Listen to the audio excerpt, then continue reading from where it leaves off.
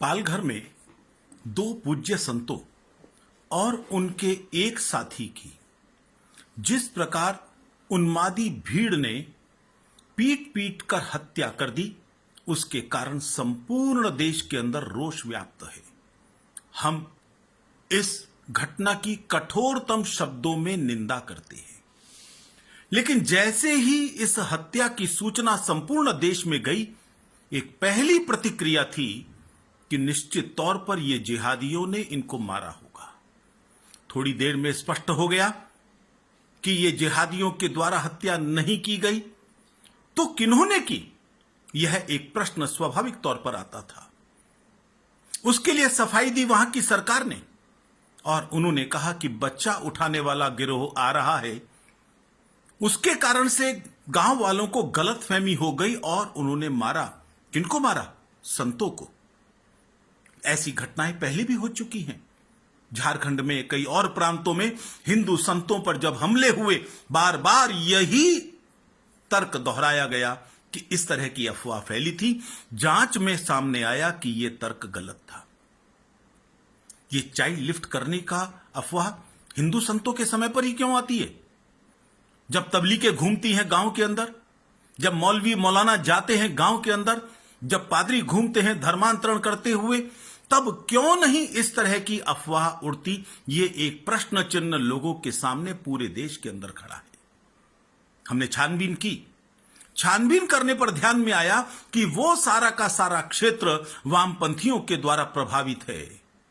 पहले भी वहां पर हिंदू संतों पर, हिंदू संगठनों के कार्यकर्ताओं पर हमले होते रहे हैं। भगवा रंग देखते ही वो सारे वामपंथी भड़क उठते हैं और उनके द्वारा प्रेरित लोग इस प्रकार के असभ्य आचरण हिंदू संतों और हिंदू संगठनों के साथ पहले भी करते रहे। जिस तरह से सरकार ने इस पर लीपापोती करने की कोशिश की है, वह बहुत दुर्भाग्यपूर्ण है। हम महाराष्ट्र सरकार से अपील करते हैं कि वो इस पर इस एंगल से भी छानबीन करे। उन्हें मालूम होना चाहिए, मुख्यमंत्री हैं वहां के, कि वहां पहले हिंदू संगठनों के साथ किस तरह का व्यवहार होता रहा है और उस प्रकार से ये काम इन्होंने क्यों किया। ये चाइल्ड लिफ्ट करने की अफवाह की खबर पहले तो कभी किसी मीडिया ने आज तक महाराष्ट्र के अंदर, मुंबई के अंदर नहीं दिखाई। क्यों हत्या होने के बाद ये इस तरह की बात बनाई जाती है? इसका मतलब साफ है, व्हाइट वॉश करने की कोशिश की जा रही है, अपराधियों को बचाने की कोशिश की जा रही है, जिसको हिंदू समाज कभी स्वीकार नहीं करेगा। मैं आपसे कल्पना करने के लिए कहूंगा, यदि हिंदू संतों की जगह वहां पर किसी और धर्म के मौलाना होते या कोई और धर्म गुरु होता और उनकी इन्हीं परिस्थितियों में हत्या कर दी जाती, तो पूरे देश के अंदर किस प्रकार की प्रतिक्रिया होती?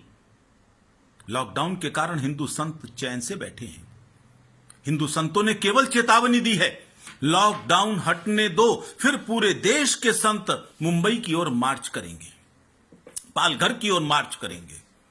लॉकडाउन का सम्मान करते हैं, लेकिन किसी और धर्म के धर्म गुरु के साथ ऐसा होता, वो लॉकडाउन को धता बताकर क्या कर सकते थे?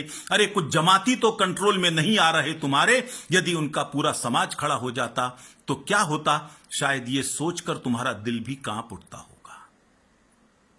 तुमने लीपापोती करने की एक और कोशिश की, केवल 2 पुलिस वालों को सस्पेंड किया, और वो भी पूरे समाज का रोष और गुस्सा देखकर उस पर पानी फेरने के लिए, उसको शांत करने के लिए। यह रोष ऐसा शांत नहीं होगा उद्धव बाबू, यह आपको समझना चाहिए। हिंदू समाज का गुस्सा सामने आ सकता था, लेकिन अभी मर्यादाएं हैं जो हिंदू समाज ने स्वयं स्वीकार की हुई है। इसलिए आप अपराधियों को बचाने की कोशिश मत करो। जिस तरह के इन दोनों पुलिस वालों ने उन संतों को जो उनकी शरण में थे, उनको भीड़ के सामने परोस दिया, पूरी दुनिया देख रही है, बार बार उनके बीच में धक्का देकर अपने आप को बचाते हुए वापस आ रहे हैं। ये केवल 2 पुलिस वाले नहीं, इनके बाकी साथी भी रहे होंगे। उन सबको अविलंब गिरफ्तार करके गैर इरादतन हत्या का मामला उन पर दर्ज कराना चाहिए। ये एक ऐसा आपराधिक कृत्य है इस पर कठोरतम कार्यवाही करके पूरे देश की पुलिस को एक सबक सिखाना चाहिए। हिंदू संतों के साथ इस तरह का व्यवहार स्वीकार नहीं किया जा सकेगा। मैं पूछना चाहता हूं, क्यों आपने कल शाम तक ही 106 लोगों को गिरफ्तार कर लिया, लेकिन एफआईआर में जो नामजद हैं, जिन्होंने उनको मारा है, आपने 106 या 110 या कुछ भी फिगर हो सकती है, क्या उन लोगों को भी, असली अपराधियों को गिरफ्तार किया है? वो अभी तक आपकी गिरफ्त से क्यों बचे हुए हैं? ये हमारे लिए एक बहुत बड़ा प्रश्न चिन्ह है और आपकी क्षमता के ऊपर भी ये एक प्रश्न चिन्ह खड़ा करता है। एक और प्रश्न चिन्ह खड़ा होता है भारत के सेकुलर गैंग पर।